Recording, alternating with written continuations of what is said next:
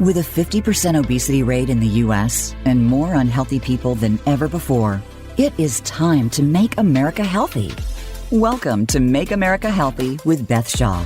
If you're feeling tired, toxic, heavy, slow, or stressed, then keep listening. Beth and her expert guests are here to offer practical advice and share the tools you need to reclaim your physical, mental, and emotional health. Now, here is your host, Beth Shaw. Welcome to Make America Healthy. My name is Beth Shaw. I'm the host of this podcast.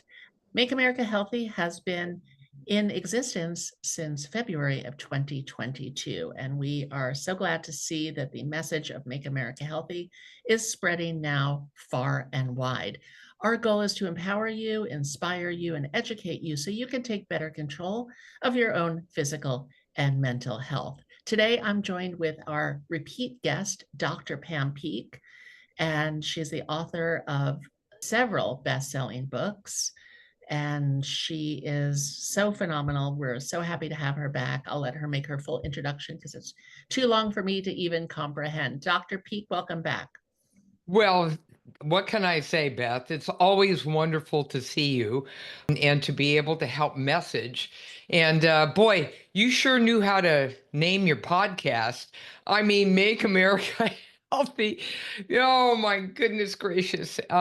It's very timely, to say the least. And so I am a NIH, National Institutes of Health trained clinical investigator. I'm an internist with critical care background. And as well, I'm also someone involved in industry, have worked for years on Wall Street, advising and sitting on boards for everything from feminine tech to biomedical. And so very, very exciting there.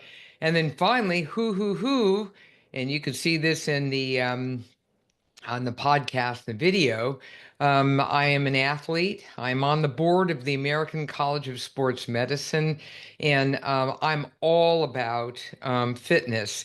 And then I add nutrition as a Pew Foundation Scholar in Nutrition and Metabolism. And this is what my last book, The Hunger Fix, was all about.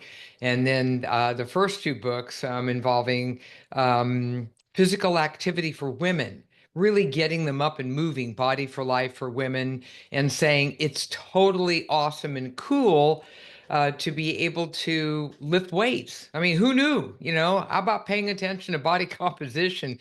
So speaking of body composition, I understand we're talking about obesity today.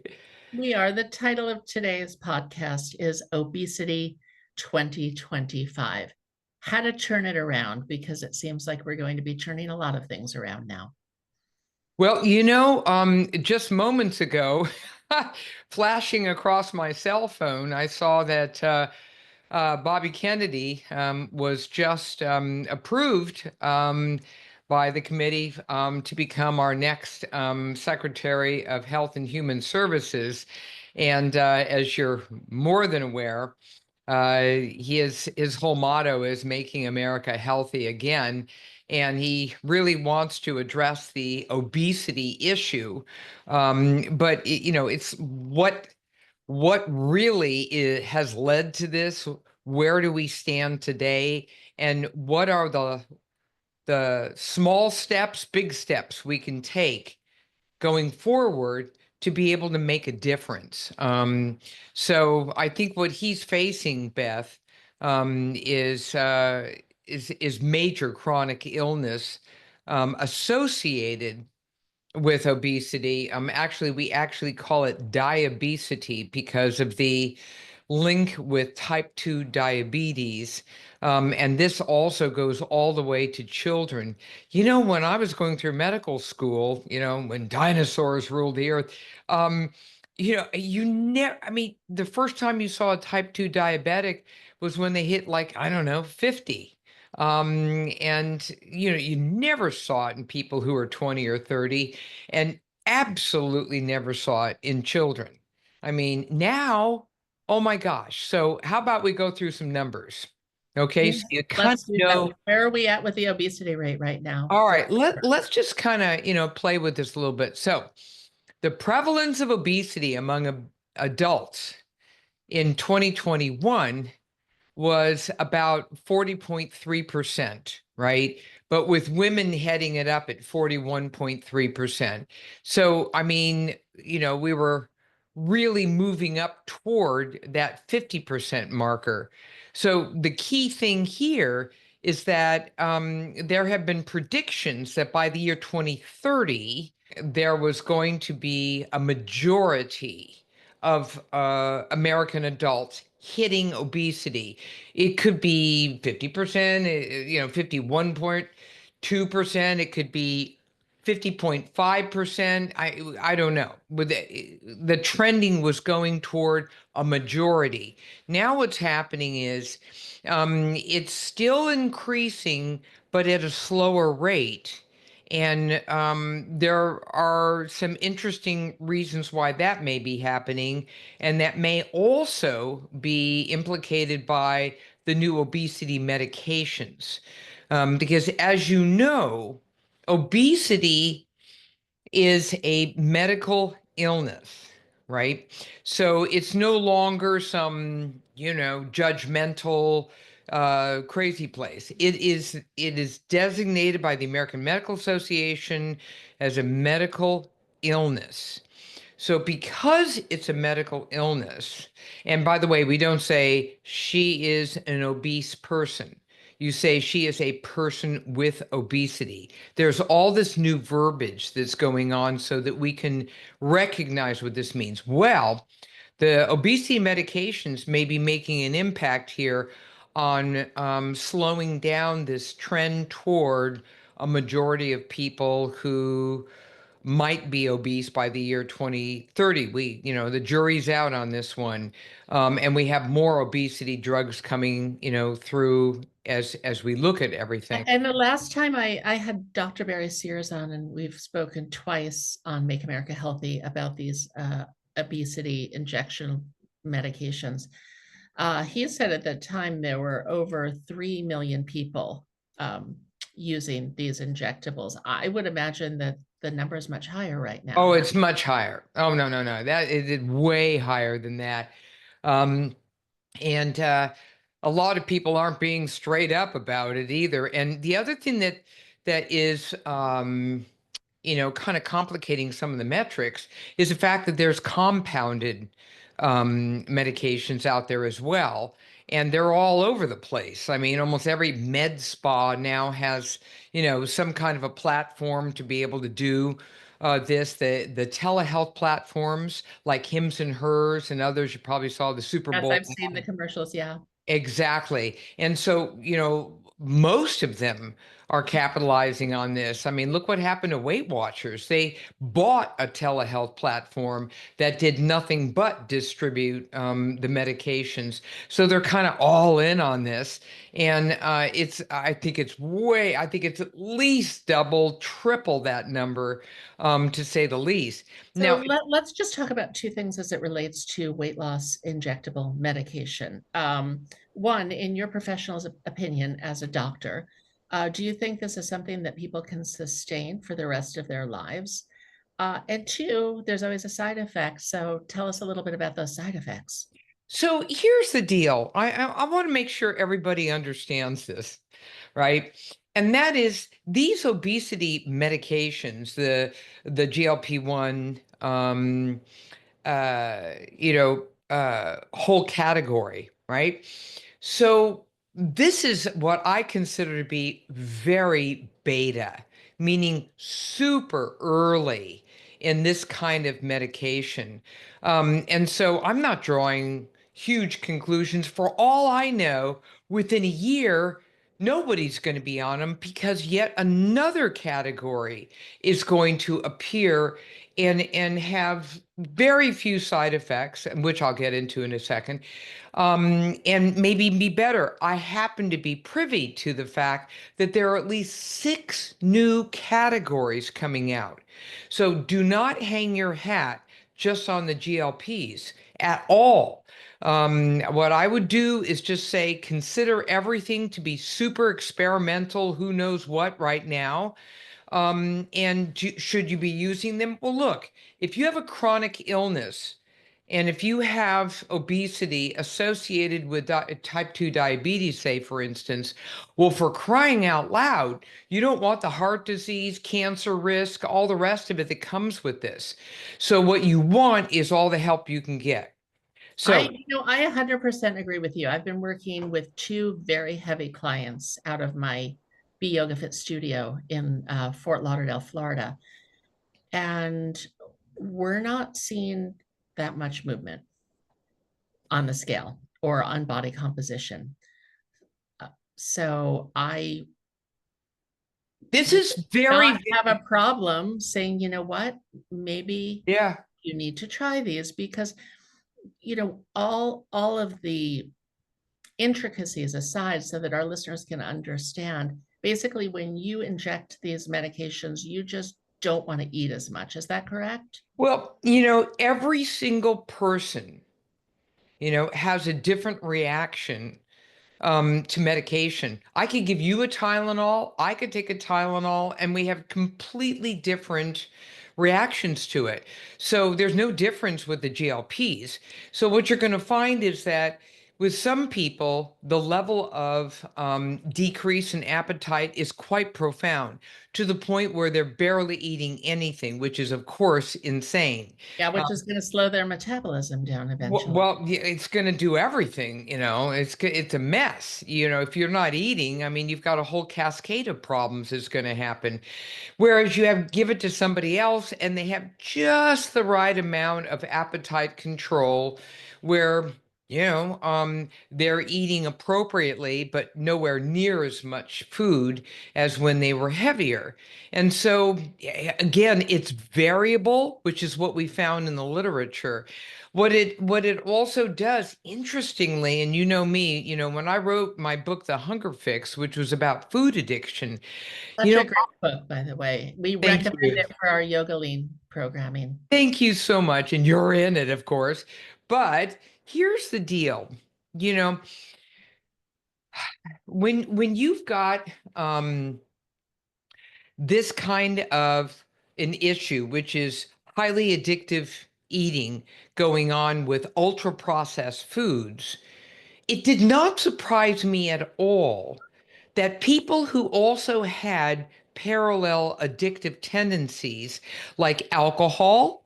I was going to ask you if there is a similar drug that people can inject to drink less. So there's alcohol, drugs in general, Right. bad boy stuff, right? Um, and other addictive tendencies, even shopping and things like that. So what happened was, and just within the last week, there is a brand new publication, a study that was just published, peer-reviewed literature that showed a very strong decrease in alcohol consumption across the board in people who, kind of regularly drank. I mean, they could be also heavy, heavy drinkers too. Every one of them noticed an absolute distaste for alcohol, a disinterest in alcohol, which, quite frankly, was happily welcomed by all the people who are troubled by this. Now, am I surprised? No. Why? Because the GLPs, as a drug category, have receptors all over the body, the brain included. There's no reason why the reward center in the brain, the nucleus accumbens, which we know very well from food addiction, wouldn't also be affected.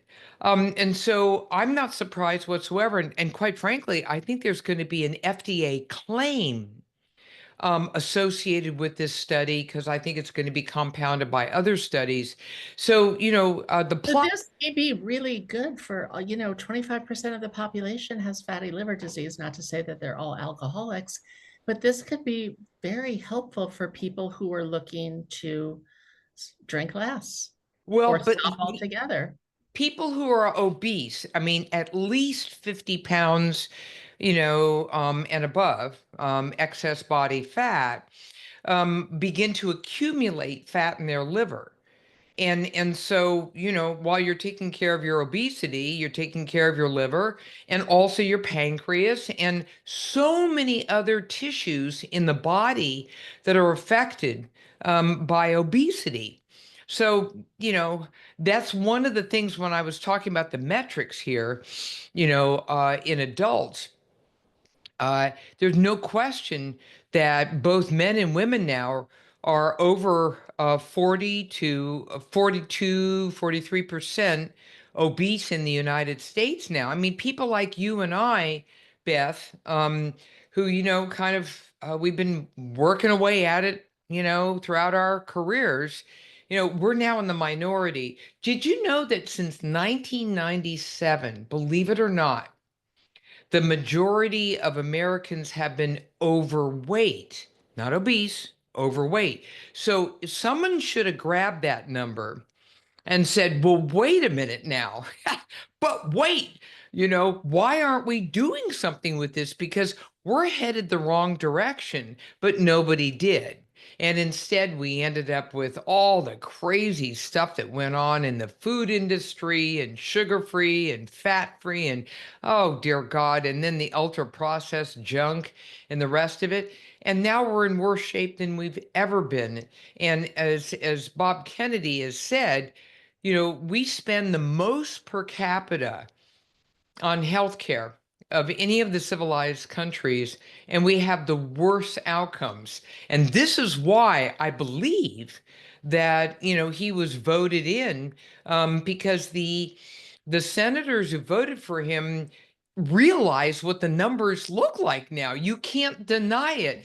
It's a mess. And then once you're obese, you're going down the rocky road to increased cardiovascular disease, stroke, obviously with diabetes, you've got all kinds of organs associated with disease, everything from kidney failure to your eyes, and it goes on and on. So, I mean, and then cancer risk goes up as well. So, it's wonderful, I think, that we finally have stepped into more credible medications. Now, the side effects, the most common are gastrointestinal. People really feel nauseated. Some people vomit, and sometimes that vomiting and that nausea happen at really awkward, random times. It's not like, You sound like you're speaking from personal experience being around someone who had this. Well, actually, I know of a number of people, who have reached out to me saying, am I going out of my mind? I have nausea and I have a gastrointestinal. I just feel terrible. And many people actually stop the medication because of that. I mean, these are some, funky side effects here. So is the medication doing something to people's metabolism, or is it simply making them just eat less as a strategy for weight loss? Well, the medication itself is going to have a profound effect upon satiety and hunger, right? And so then you just basically have a domino effect.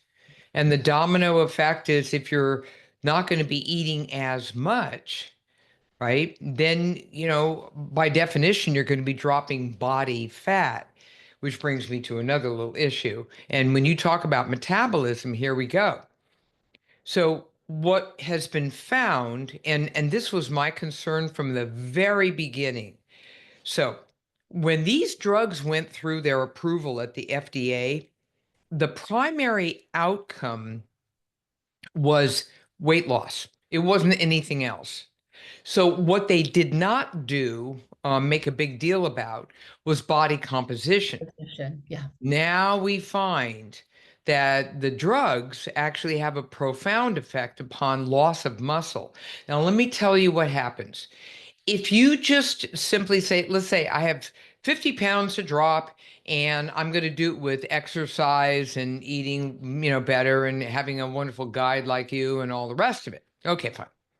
So 50 pounds later, here I am. I'm all happy. And now let's look at my body composition. Well, of the 50 pounds that I dropped, right, typically 25% of that weight drop is going to be muscle. It makes sense because now I don't have 50 extra pounds to hoist around all day, so I don't need that extra muscle throughout my body to be able to hold that burden. Now, 25% is normal.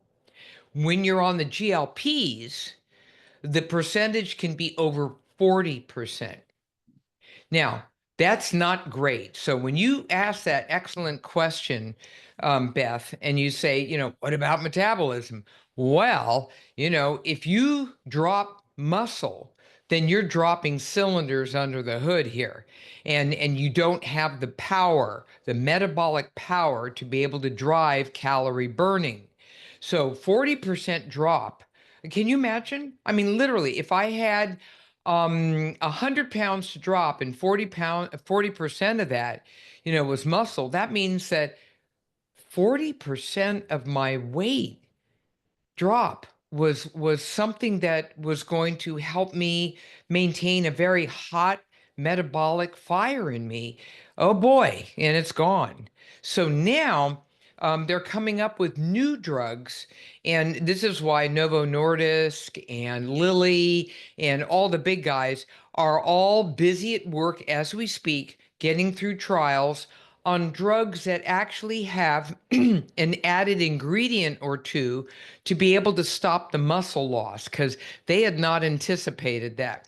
There's So also what would that look like from a science perspective? Would it look like adding some growth hormone to the mix? Is it no, some no, amino no, acid blend? no. It's just basically what it is it works with mitochondria Okay. in the muscle, and to maintain the mitochondria, because they are the little engines in all of our cells.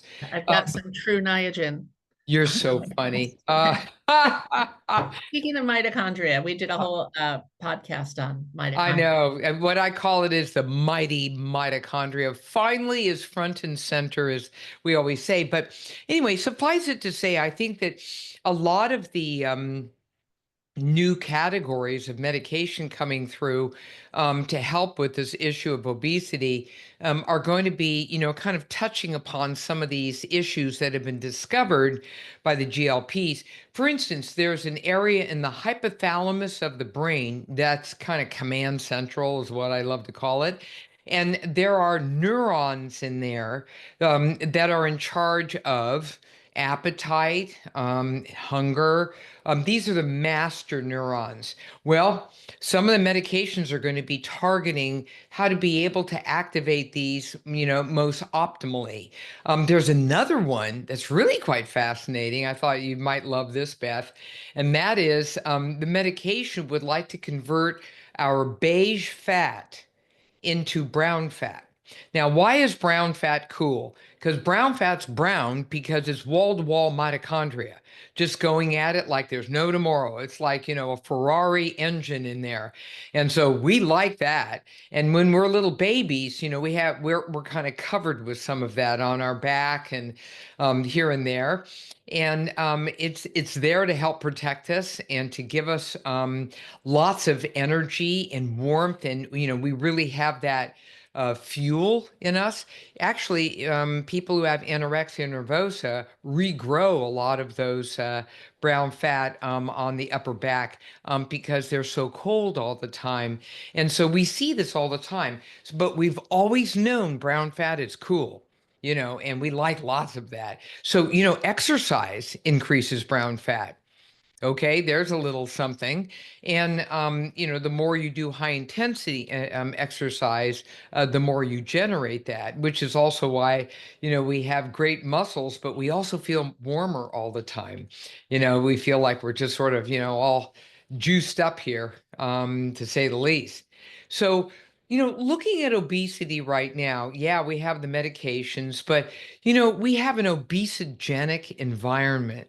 Nothing makes me crazier than when people say, "Oh, I'm just going to give myself that little injection once a week and, I'll just eat whatever." And I've seen people do this. They continue to eat the same crap, right? Um, and they're giving themselves the injections thinking they're getting away with murder. They are not. Just like the people who used to do gastric bypass, right? They thought they could kind of eat around it, Yep. smaller amounts. It's never happening. You can't dance around your demons. Yeah. Um, and so at the end of the day, I'm a crazy person about insisting that people, hands down, create an entirely different life for themselves in terms of taking care of their bodies and their health and well-being. So cleaning up that pantry, getting rid of ultra processed food, starting to learn to do that four-letter word cook, just saying. And honestly, just paying more attention to just, simple, clean, beautiful eating, number one. Number two, get physically active. Notice I didn't even use the E word. Physically active. Get up and rock. Find something that you love to do at the very least. Try to see if you can accrue over the course of a day a good solid 8,000 steps of walking. And come on, we all have our iPhones and Androids, and they all have that little, calculator on it. I mean, the tracker. And so we always know what we're doing. And so, at the very least, 8,000. And that means you're up and you're rocking. And right now, I'm doing this podcast standing up. I love to move. I can't stand sitting. It makes me absolutely crazy. We have that in common. Doesn't feel good. Yeah. I don't like sitting. And so, I like to be able to stay up and I do my what I love to call exercise snacks. So, I could take a cue from you. And if I'm stuck having to sit for a minute because I'm really banging away on my computer in a big way, and I don't want to be on my standing desk for some of that, then what I do is I stand up, and the first thing I do is a sun salutation. And then I do a downward dog because, oh, it feels so good, the stretch. And then I do the warrior pose. Oh, it's like I died and went to heaven. Because what it does is it speaks to the parts of my body that are screaming for help. Because when you sit too long, your pelvic girdle just contracts. All those muscles around your glutes and your quads, and oh, it's awful. You know how you feel when you've been sitting for a while and you try to stand up. It's like, oh my God, I need a front end loader. And that's the feeling. Make sense? Makes perfect sense. Yeah, there's definitely a lot to unpack here, and it'll be very interesting to see what continues with everyone who is currently participating in trying to handle their weight challenges with injectable drugs. So, what's next for you on the horizon? Well, you know what? It's not just for me, but it's for everyone. My work with the American College of Sports Medicine, as a board member, and as also someone who's been with them for over 30 years, just really trying to move it along. I've been working with plans and strategies to bring physical activity back into everybody's lives. What about community centers? What about schools for kids? I mean, can you believe this? If you look at, there was a study done of, 14.7 million children, okay? 14.7 million, or one in every five, is obese. Wow, That's insane. that is That is insane. absolutely insane. And then the same thing, was found for adolescents. 19.7% of children and adolescents, 2 to 19, were obese. And by the way, the statistics show that if you're an obese adolescent, it's 100% that you're going to be an obese adult. Yeah, So, and this is not even factoring in, like you said, people who are just overweight, not technically mm-mm. obese. No, it's obese. We're Yeah. talking obese and people affected by obesity. And so one of the things I really want to stress here is that this is an intergenerational play. Well, this strategy that we're doing, this isn't just about you and me. This is about families. This is about schools. This is about workplaces. This is about the ethic that we have. Are we really thinking about ways to create an environment at every single level that helps support being more fit, and more well nourished and less obese. Is there a way to do this? So I'm hoping that the new strategies that will be hopefully proposed will include all of this, because I believe, as you do, Beth, in a holistic, integrative approach to this whole thing. This has got so many different arms to it. It's pretty crazy. It And is, and you know, there's so much money behind it not being successful that's something else. well, we already know that pharma enjoys it when we're not healthy, because that means you use more drugs. And I'm someone who, God bless, I'd rather see if there were natural ways, holistic ways to be able to optimize health and well-being. That's what I want more than anything else. And so when you ask, what's on the horizon, that's exactly what I'm pushing for. I have a new book that I'm writing now. Of course, you're in it again. And all the work that I hope to be doing on Capitol Hill, same thing, just pushing for that whole intergenerational strategy, so that when you get kids, you get parents. When you get parents, you get the teachers, and I want to see recesses back. I want to see physical activity after school opportunities, not just for wealthy kids who can afford all of the, fancy coaching and the teams and stuff. How about free stuff for kids all through the country? So I was on the youth task force with the American College of Sports Medicine, and that's one of our biggest, strategies and recommendations going forward. So that's kind of where I'm coming from, Beth, and I'm hoping that we're going to be able to actualize so much of this. Well, we're going to have you back in 6 months, and then we can do a follow-up to see Heck yeah, small absolutely. or big changes that we have to make America healthy. And thank you for naming your podcast like that, because that is absolutely the goal. And America means kids, Yeah, adolescents, everyone. right? Young adults, people, 50 plus. It's everybody. Let's do this together. Thanks, Pam. We're actually celebrating 3 years of doing the Make Yay. America Healthy podcast. All right. Yes, Congratulations. thank you very much. We've done over 100 episodes, and we were ahead of the curve here at Make America Healthy, and now we can talk freely, which is beautiful, without being censored. Dr. Pam Peeke, thank you so much. Please tell our listeners where they can find you. Just go on to drpeeke.com. It's got all my social media there, and you'll learn more. So Dr. Peeke, Peeke.com. Wonderful. Pam, thank you so much for being here. We'd also like to thank our program sponsor, Previmedica and Cell Sciences, providing innovative testing for food sensitivities, methylation, lifestyle consultations, and so much more. I've taken their tests. They're very enlightening. Sometimes you can be eating a food that you think is healthy, but it's not healthy for you.